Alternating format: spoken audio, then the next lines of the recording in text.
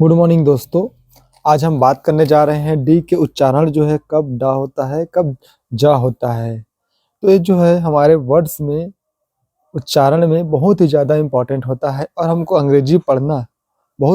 अंग्रेजी पढ़ना सही सही पढ़ना हमको बहुत जरूरी है। सही प्रोनाउंस करना, right pronunciation is very important of English language. तो चलिए हम देखते हैं डी का उच्चारण कब डा होता है। डी को हम ड ध्वनि की मात्रा से मोस्टली हम प्रोनाउंस करते हैं। जो स्मॉल स्मॉल सेंटेंस होते हैं जिसकी स्टार्टिंग लेटर में डी होना चाहिए और एंड में डी होता है तो हम उसको ड ध्वनि की मात्रा से उच्चारण करते हैं। तो चलिए we take some examples. First examples of dog. Dog you see first letter of D. D means dog. Dog पहला लेटर है डॉग, दूसरा लेटर है हमारा डे। सभी स्टार्टिंग लेटर आपको डी मिलेगा। डी मतलब ड्यूटी। डू स्टार्टिंग डी आया है, डू मतलब करना। डी मतलब done, you have done your work और you done your any work. Sad देखो एंड में डी आया है तो ड हुआ। सैड मतलब उदास दुखी। डिग मतलब खोदना, इससे कोई गड्ढा खोदना होता है। डिग स्टार्टिंग में आया है। ड्राइव स्टार्टिंग है डी, चलाना। ड्रिंक है स्टार्टिंग में है ड्रिंक। बैड मतलब है देख लीजिए आप, एंड में आया है बैड, खराब या बुरा। Are you feeling bad. Kid है, देखिए किड लास्ट में डी आया है, बच्चा होता है। तो ये जो लेटर है हमारे लिए बहुत इम्पोर्टेंट है। जो बिगनर्स हैं, जो अभी अच्छे से उनको नहीं आता है, उन लिए बहुत इम्पोर्टेंट चीज है। चलिए हम देखते हैं अपना नेक्स्ट। हमारा नेक्स्ट रूल है डी के उच्चारण जो है कब जा होता है। तो रूल नंबर दूसरा देखते हैं। यदि जब डी के बाद यू आर ई आए, यू आर ई आए, आई ई आर आए, ई यू आर आए, यू ए टी ई आए, यू ए एल आए, तो हम डी को ज ध्वनि की मात्रा से उच्चारण करते हैं। इस प्रकार जो हमारे डी के बाद कोई भी हमारे सेंटेंस वर्ड्स में आता है तब हम डी का उच्चारण ज ध्वनि से करते हैं। तो चलिए हम कुछ एग्जाम्पल देखते हैं। यहाँ पर देखिए प्रोसीजर, इस वर्ड्स को आपने सुना ही सुना होगा, आपने कई बार पढ़ा होगा, आपको कुछ कंफ्यूजन हुआ होगा जो बिगनर्स हैं, वही इसी उच्चारण हम देखते हैं। देखिए यहाँ पर क्या है, प्रोसीजर। डी के बाद यू आर ई आया है, ये देखो डी के बाद यू आर ई आया है, यू आर ई डी के बाद प्रोसीजर हो गया।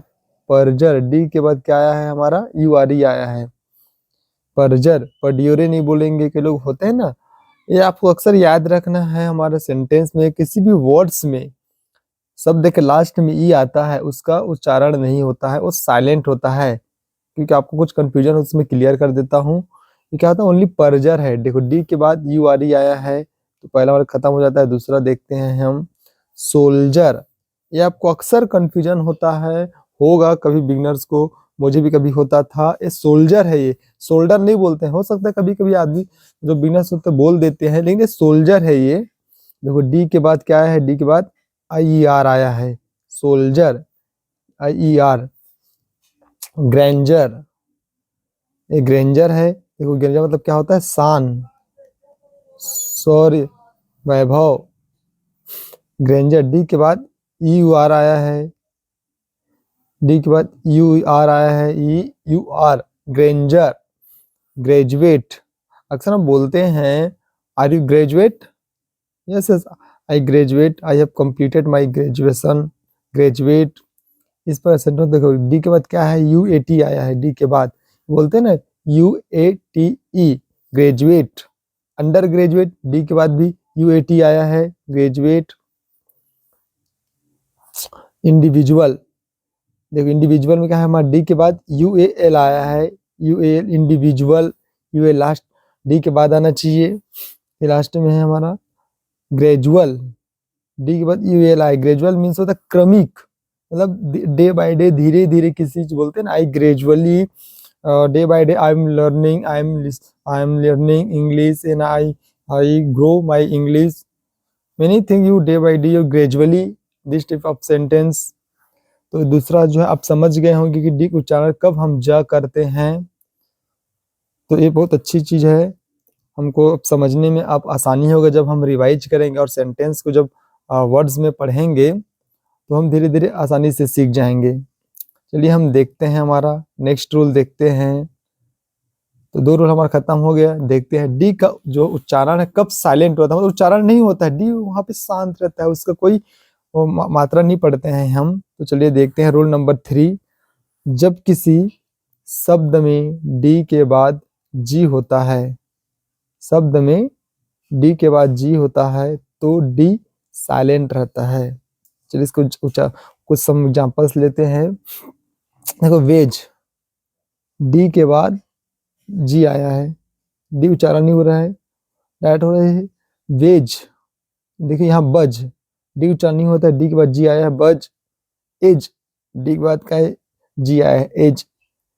बजट, इस वर्ड्स को आपने अक्सर सुना होगा, कहीं सुनते ही होंगे। जो बजट है, बजट नहीं बोलते हैं ना, बजट बोलते हैं, डी के बाद जी आया है तो डी साइलेंट हो गया, बजट ही हो गया वो।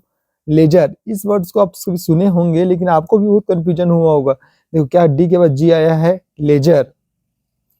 कजल, डी के बाद जी आया है, कजल।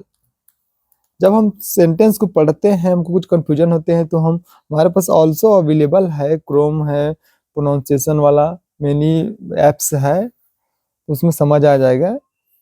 तो इस प्रकार जो हमारा बहुत देख लिए आप, डी के बाद जी होता है तो उसका जो उच्चारण है साइलेंट होता है, डी साइलेंट होता है। तो चलिए रूल नंबर 4 देखते हैं। जब किसी शब्द में डी के बाद जे होता है तो डी साइलेंट होता है। ये भी रूल जो है, इसका सब कुछ एग्जांपल लेते हैं। अजर, एडजर बोल देते हैं कई लोग, लेकिन अजर है जो मैं बता रहा हूँ। आप एक बार क्रोम में या किसी में जो हमारा प्रोनाउंसिएशन जाएंगे, ब्राउजर में जाकर आप टाइप करेंगे ना अजर, टाइप करके देखना, उसके बाद उसमें देखना प्रोनाउंस वाला उसका आता है, बेल आइकॉन आता है स्पीकर का, उसमें आप टच करते तो पढ़ना, उसको सुनना, उसको प्रोनाउंस हो क्या है, अजर है। इन सभी को देखना, अजर हो गया। देखो डी के बाद जे आया है। अजस्ट, एडजस्ट हम अक्सर बोलते हैं लेकिन अजस्ट है वो, डी के बाद जे आया है। अजवाइन, डी के बाद जे आया है, अजवाइन, डी साइलेंट हो गया। एडजेक्टिव, एडजेक्टिव हो गया, तो डी के बाद जे आया है। हम अक्सर ये भी कंफ्यूजन वाला बहुत कंफ्यूजन वर्ड है, एडजेक्टिव बोल देते हैं, एडजेक्टिव बोल देते हैं तो एडजेक्टिव है वो, एडजेक्टिव नहीं है वो, अजज है, एडजज नहीं है वो, अजज है। डी के बाद जे है तो डी साइलेंट हो गया। अजासेंट, एडजेसेंट नहीं है वो, अजासेंट है, डी के बाद जे आया है। ये जो कुछ कंफ्यूजन वर्ड्स हैं, आप जाकर गूगल में टाइप करके देख लेना। 2 रूल देखते हैं, हमारा डी वाला साइलेंट वाला 2 रूल कंप्लीट हो गया है। चलिए और कुछ रूल बचा है साइलेंट का, हम देखते हैं डी कब साइलेंट रहता है। ये देखते हैं, रूल नंबर 5वां देखते हैं। जब कोई भी 2 शब्दों से मिलकर एक नए शब्द का निर्माण होता है और उसका पहला शब्द एनडी से समाप्त होता है। पहला शब्द देखो, पहला शब्द एनडी समाप्त होता है। यहाँ पर पहला शब्द, 2 शब्द लिए हैं हमने, पहला, यहाँ पर हमने पहला 2 शब्द लिए हैं, पहला और दूसरा। यहाँ पर पहला दूसरा हम जब हम 2 शब्द लिए हैं तो क्या बोलता है हमारा, पहला शब्द एनडी से समाप्त होना चाहिए। देखो पहला शब्द एनडी से समाप्त हो गया और दूसरा शब्द किसी व्यंजन से शुरू होना चाहिए, तो दोनों हमारा रूल फॉलो करता है, तब डी साइलेंट रहता है। तो ठीक है, देखो हैंड प्लस सम, हैंडसम, देखो डी आया लेकिन हम डी जो साइलेंट रहता है, हैंडसम नहीं बोलते हैं, हैंडसम है वो, हैंडसम। देखो यहाँ पर भी आया डी वही है, एंड लास्ट में डी आया है लास्ट वर्ड में, और दूसरे वर्ड के स्टार्टिंग में व्यंजन आया तो क्या हैंकरचीफ, हैंडरचीफ नहीं बोलते, हैंकरचीफ बोलते हैं उसको। यहाँ तक साइलेंट हो गया handkerchief. Sand plus which, sandwich बोलते हैं ना, वही है। यहाँ पर देखते हैं हम, सैंड प्लस विच क्या होता है, सैंडविच होता है ये। Grand plus father, D N D last में आया है, एफ व्यंजन स्टार्टिंग में आया तो क्या होता है हमारा grand father, grand father. Soundless क्या बोलेंगे, उन साउंडलेस बोलते हैं इसको, डी हम उच्चारण नहीं करते हैं, साउंडलेस होता है। इस प्रकार से हमारा जो है आज का टॉपिक खत्म होता है। आप लोग एक बार रिवाइज कर लीजिए, हो सके तो आप कॉपी में लिख सकते हैं, एक बार देखेंगे तो आपको समझ आसानी से आ जाएगा। चलिए देखते हैं। Thank you for watching.